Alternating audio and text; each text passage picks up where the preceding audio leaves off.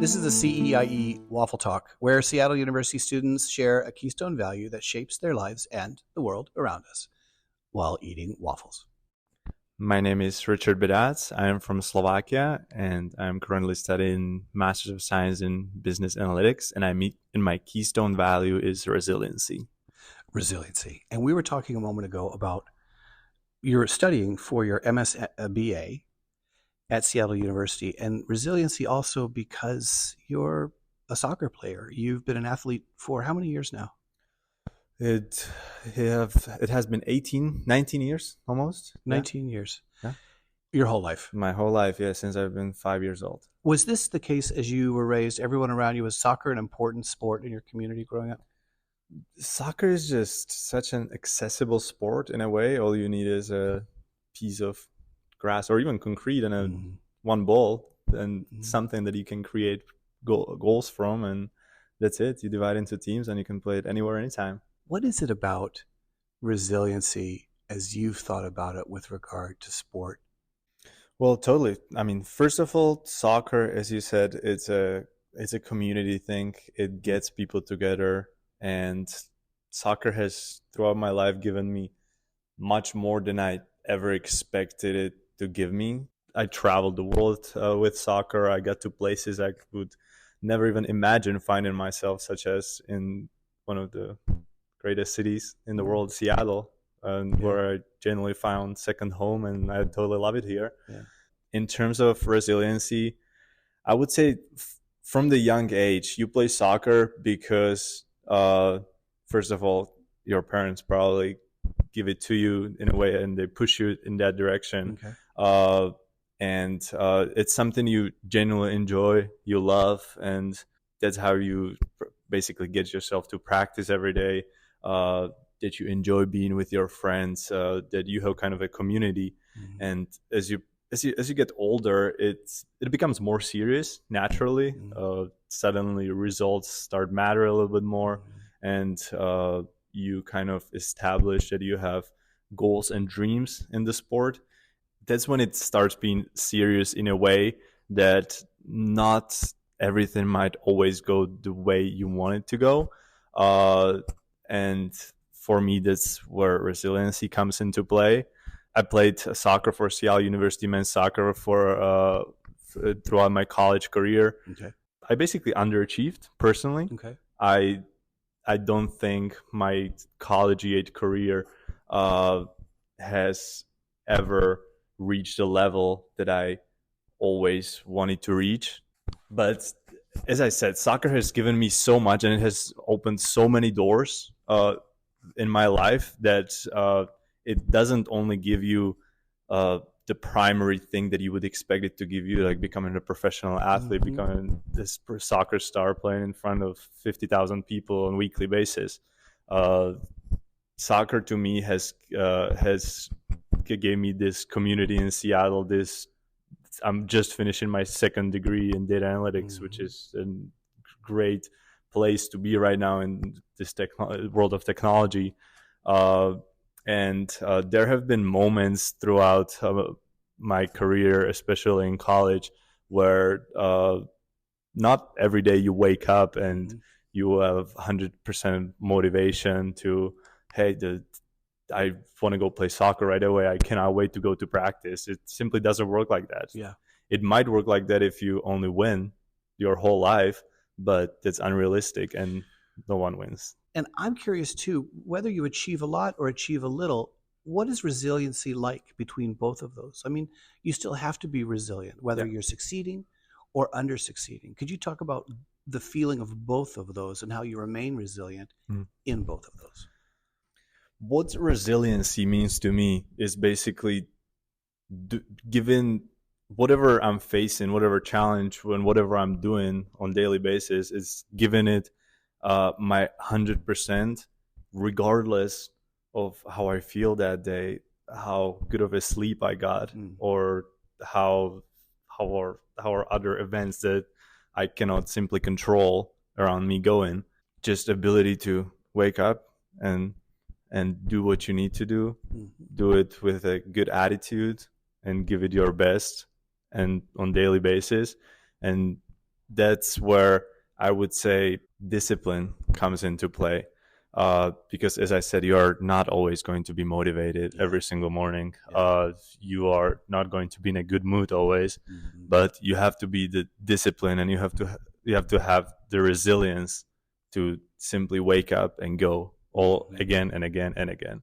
And I think that's one of the most valuable things that soccer has ever given me, because I think the majority of resilience I have in me has been developed through soccer. Giving it my best even after we had a terrible loss the day before. You wake up and you go all over again because there's another game to focus on in a week. And the other side, and I think this is important for the listener as well, because we all have those times where we underperform. We know we could do better. We know we have more in us to give, but life happens. Things get in the way, or maybe it's just not the best day, but discipline still matters. What advice do you give, or what, to others or to yourself, that keeps that resiliency at a level that can be sustained? Yeah, I think that's something that I'm dealing with it like exactly right at this moment. As I basically retired from playing soccer, and I've been lucky enough that I have had the opportunity to be in a really, really, really competitive and growth oriented environment for the past couple of years with CEIE, the soccer team. Our standards of like how we show up, how we come ready to every single meeting, how we are always 10 minutes early everywhere, and how that we always have to give 100% to everything. And once I'm out of this environment, once I graduated from it, I really want to uphold or upkeep myself to that kind of standard. And it's actually a challenge because right now I don't have a coach, or I don't have 25 other teammates who have like the same mindset around me every single day, basically every minute of the day. So I kind of have to find that strength and that willingness to uphold myself to those standards within myself. I think I have been focusing on finding like little things throughout the day that I maybe don't want to be doing, or like little items on my to-do list that, let's do it right now. Like there's nothing to wait for. I think I'm putting myself maybe through little uncomfortable stuff in order to stay resilient in a way. I mean, I think that's such an honest and even courageous response. Like, it takes courage every day. It does. Maybe we think of courage like a high ideal value that only a few have, but I think when I hear you say that, it's the courage of being every day and all of that, and staying self-motivated, to your word. As you think of yourself evolving over the last few years and learning more resiliency, what do you think of the things that you learn about yourself in terms of resiliency, for instance? I mean, okay, so regarding new players joining the team, I think it has always been crucial for us to be the guys who have been on the team for a couple of years. It's crucial to be good leaders for them and kind of like teach them the way we do things, teach them our standards, and push them to uphold them. Confidence, definitely been on the both ends of that. Being confident, everything when you're winning, everything is just so easy. It's very easy to be confident, but I think what matters is how you react to those times when you're on the other side of the spectrum, when as a team you are not doing great, when you are making simple mistakes individually that you are normally not making. And that's when like the principle of being kind to yourself kind of comes into play, and allow yourself to basically experience that failure and understand that it's normal. If you haven't experienced tougher times in soccer specifically, it's kind of like you are missing out in a way, because those are times that shape you. And I'm super grateful. I mean, as time goes, like I definitely wasn't in a moment when I was on my lowest. Was like, I thrive in this environment. Right. That's This not is the best. that's not really how it works. But looking back, like few years later, like I'm so grateful for those times, because I have I have them clearly in my memory. I know how it felt. I know that there's basically kind of like a light on the end of the tunnel, Yeah. that you just need to take it step by step and every day, and whatever failure experienced in the past, like there's always new day. And it's what has been really helpful to me recently is trying to literally just like simple phrases like living in the moment, Yeah. because today is the biggest gift you have. That's why it's called present. So important, right? It's the present, and not to forget that Yeah. gift, right? Not that gift. We know that there's a lot of anxiety in society right now, and I wonder if you've ever been on a team where you've seen anxiety on a team, like a lack of confidence on a team, like a whole team that's maybe something's happened. There's been a string of losses, and like, okay, we're having a hard time. This is a moment where we're struggling as a team, and you've had to kind of help that team figure out what its next step down the path is.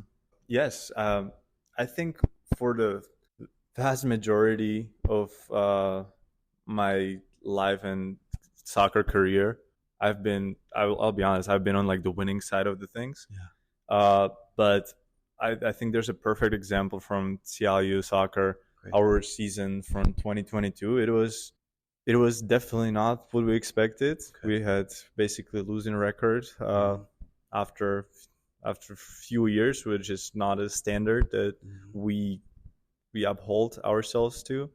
And it was a process to simply turn that corner. I think what helped us the most was going back to the fundamentals of who we are and what we stand for. We were flying too high in the clouds and focusing on not what is in front of us, but talking too much about national championship and disregarding the game ahead of us. Yeah. So yeah, we kind of needed to realize that our national championship is always the game ahead of us, the next one. And yeah, we had to regroup as a team and kind of like, hey, it's life and death for us, soccer. Yeah. But ultimately, it's a game. Yeah. It's a game that we would die for on the field, but we need to find joy in it, which that was our missing aspect. We didn't have fun with it, and that simply doesn't work. Was that a decision that was mutual between the players and the coaches and staff? Was there a recognition that kind of came around, like, hey, we need to get back to the fundamentals. We need to focus on the step right in front of us, the next game. Was there a consensus that built quickly around that? How did that develop? Absolutely. So within the team, we have always have like a leadership group, more experienced players who have been in the program for a little bit, know how things work, and act as leaders on and off the field. We meet on weekly, bi-weekly, whatever basis with coaches and simply talk about the team and what we can do to improve, how are things going and what direction we want to take next. And from there, we also have commonly teams just without coaches, where guys have opportunity to speak up. Maybe people who wouldn't be as comfortable doing that when everyone is in one locker room, including coaches, staff, and everyone else. And those conversations are technically the most important. Like, are they? Yeah, those are where the team shapes its soul. Yeah, so that's how we got back to the fundamentals. It was totally a mutual agreement that we needed to change the current state, and those are the steps that we are going to take. Could you say something about the relationship between mutual resiliency and joy? Regarding joy, I think that's probably a little bit more personal. For me, I love to have fun with soccer, but on the other hand, like some people, they just need to be mad. They need to be angry. They need to just like go on the field with 180 heartbeat. For me, I like to be quiet for the games. I like to be composed and kind of like focused in that way. But yeah, like you have to enjoy what you are kind of doing. But again, there will be days where you don't. another friend I would like to mention with is friendship. Mm-hmm. Just sticking together and finding like deeper connections that will ultimately like it just transferred to the field so much, like the closeness that we had this past year. That's what gets you work even harder in like moments when you're absolutely fatigued, but one of your best friend on the field loses the ball and you need to run for them 50 yards back sprint. And I think this just it goes easier with good relationships within the team. You make that risk, like you make that sacrifice. Yeah, like, hey man, like I got you. Like, don't worry. And they're going to do that for you. Like absolutely. That sense of connection, right? Exactly. You are completing your MSBA at Seattle University School, Albert School of Business and Economics. You'll be done in this year. What's the connection for you between the resiliency of sport and the resiliency now of moving into a professional life?